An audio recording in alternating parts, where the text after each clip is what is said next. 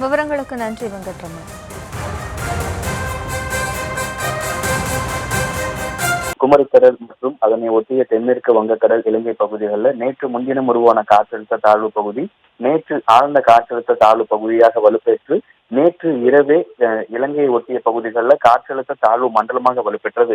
இந்த நிலையில அந்த காற்றழுத்த தாழ்வு மண்டலம் இன்று காலை 5:30 மணி நிலவரப்படி ஆழ்ந்த காற்றழுத்த தாழ்வு மண்டலமாக வலுப்பெற்ற நிலையில தற்பொழுது அந்த ஆழ்ந்த காற்றழுத்த தாழ்வு மண்டலம் டிட்வா புயலாக வலுப்பெற்றிருப்பதாக இந்திய வானிலை ஆய்வு மையம் தெரிவித்துள்ளது.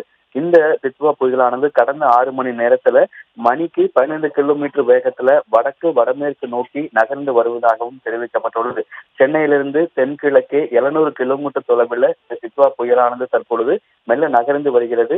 இந்த டிட்வா புயலால சென்னையிலிருந்து 700 கிலோமீட்டர் தொலைவில் இந்த புயல் இருப்பதால வட கடலோரம் ஒட்டி இருக்கக்கூடிய மாவட்டங்கள்ல இன்று மாலை முதலே மிக கனமழையை எதிர்பார்க்கலாம் என தெரிவிக்கப்பட்டுள்ளது.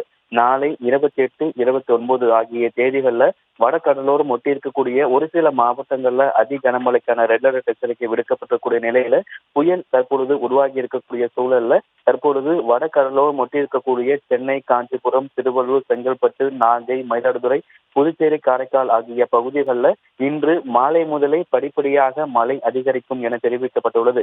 வடகிழக்கு பருவமழை 16ஆம் தேதி கடந்த மாதம் 16ஆம் தேதி தொடங்கியதற்கு பிறகாக நடப்பாண்டுல 3வது புயல் என்பது தற்பொழுது உருவாகி இருக்கிறது.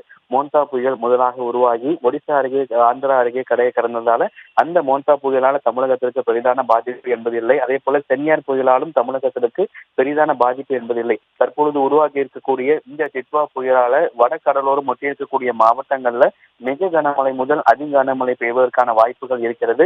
வங்கக்கடல்ல தற்பொழுது டிட்வா புயல் உருவாகி சென்னைக்கு கிழக்கு தென்கிழக்கு 200 கிலோமீட்டர் தொலைவில் இந்த புயல் என்பது தற்பொழுது மெல்ல மணிக்கு 6 கிலோமீட்டர் வேக மணிக்கு 6 மணி நேரத்துல தற்பொழுது 15 கிலோமீட்டர் வேகத்தில் நகர்ந்து வருகிறது.